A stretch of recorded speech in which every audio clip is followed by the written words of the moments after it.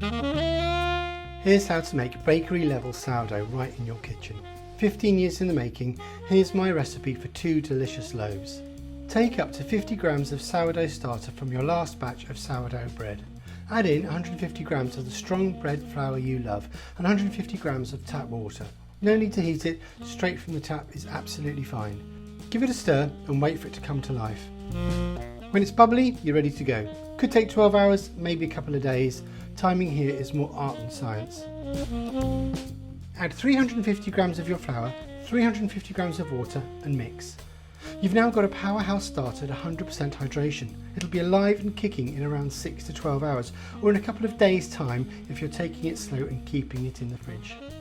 For the main event, throw in the final 500 grams of flour, 15 to 20 grams of your go-to salt and about 50 grams of your favourite fat, olive oil, butter, you name it. Mix it all together for 5 to 10 minutes.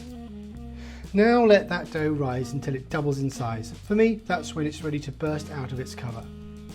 Shape time. I weigh each loaf to about 800 grams. For my shaping technique, think Cornish pasties. Stretch and fold until you've got a tight elastic ball. Pop it upside down in a prepped banneton. Dust it with flour and seal it with cellophane. Let it rise 6 to 12 hours at room temperature or a couple of days in the fridge. When it's doubled or the cellophane is taut, you're ready to go. Crank your oven to max and set a timer for 20 minutes to give it enough time to heat fully. Score your loaves, shove them in and dial down to 230 degrees for 20 minutes. Finally, bring it down to 110 degrees centigrade for the last 20 minutes. Et voila, your sourdough masterpiece is ready for the world. That's it folks, 15 years of sourdough love compressed into a few minutes. Happy baking.